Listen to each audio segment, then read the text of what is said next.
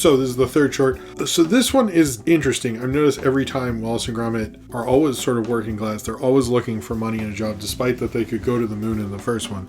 But I guess going to the moon is expensive. So in this, a sheep gets into their house, who gets off of a truck.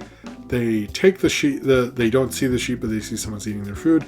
They eventually find the sheep, and Wallace names it Shaun. Yes, this is the first appearance of Shaun the Sheep. Shaun the Sheep is, and I'm not joking here, a spin-off of Wallace and Gromit, if you didn't know or forgot or something. But he does name him Shaun, and we know his name is Shaun the Sheep. They find him.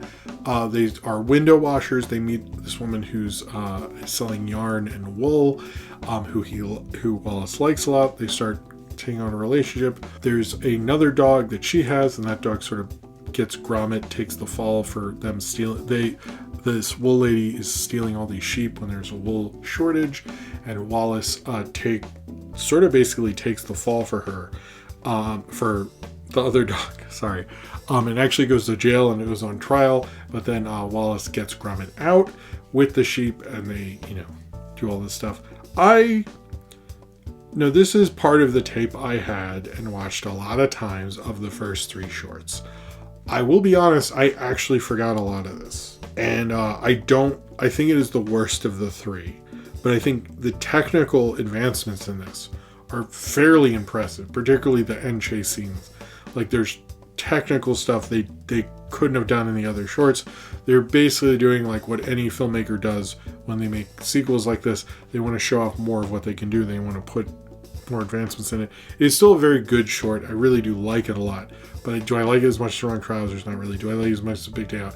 I don't. But I do still like it, and especially like the chase scene. Aardman is amazing at the chase tense. Like there's almost no one better than them. They're so good at it. Particularly like the thing where like Wallace is with all the sheep, and like Gromit like is on the motorcycle and it falls off, and it becomes like all that stuff is amazing. It's really well done. I just don't like it as much as the other two shorts. Like Wrong Trousers is probably the peak for me. This is sort of, if you're going to compare it to everyone's favorite franchise, I would say this is sort of the Beyond Thunderdome of the Wallace and Gromit series. But aren't we all beyond Thunderdome? I do think it's a little different with Wallace, and like there's a lot more talking because there's another character who's voiced by legendary British character actress Anne Reid, who is also in Hot Fuzz and was on Coronation Street for 10 years. If you watching that know what that is. But I liked Gromit in this, but him, like the whole thing with him, you only learn about his jail and his trial through the newspaper. I don't think worked as well because it's not visual. Maybe they saved up their money for the chase sequence, which was so amazing. But yeah, it's just not as, I'd say, compelling and interesting and like surprising. Even like with Gromit flying around in the thing and stuff like that. But Aardman's like technical mastery is absolutely there. And I can totally understand like why this worked at like kind of cinching the deal, because I remember so many people, like I had the tape. I know a lot of people had this tape of all three. I know I'm making a big deal out of it, but it was like everyone had it. And I think at the very least, I don't think it's a bad short. It's just like doesn't seem like, I do think The Wrong Trousers is a really hard thing to follow up.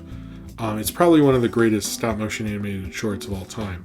And I do think on a technical level, this is definitely up there, but it doesn't feel as interesting.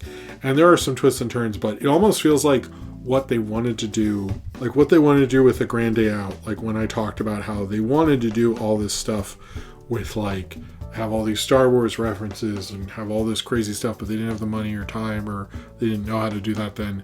And it feels like that worked because they couldn't, and now they can, and they're more doing it because they can rather than they should, which is not something I see them do a lot. Even in like Farmageddon, they do a lot of sci-fi references, but it all works. So it was kind of interesting. I think maybe like Nick Park's figuring himself out as a filmmaker. I'm not saying they should have won the Oscars. Like, it's still a really cool short. It has some surprising things with the dog that's not Gromit, the evil dog, and stuff like that. But it plays more like a big Hollywood kind of a short, less of like, you know, the surprising, like the chase scene in The Wrong Trousers, which, yes, I'm comparing it to, but that was the last one. So I still think this is really good. It just doesn't feel as solid. And I do like that they have a new job each time. And I like that, like, everything comes around in these, like everything they shoot with the porridge and the soap, and like no moment is wasted in this. This is still a solid short. Maybe it's because the technical innovations in those were so much, it sort of gets like lost in the context, which I feel like that happens to me a lot with filmographies when I'm like watching everything in a row or something. There's always one that it, like, if I just watch this independently, I'd be fine with it. But since I'm watching it so close, maybe that's my own personal issue. But I still liked it a lot. I'm gonna watch. I watched the other two with my kids. I'm gonna watch this one with my kids. I'll probably rewatch this 50,000 more times in my lifetime. I still quite like it.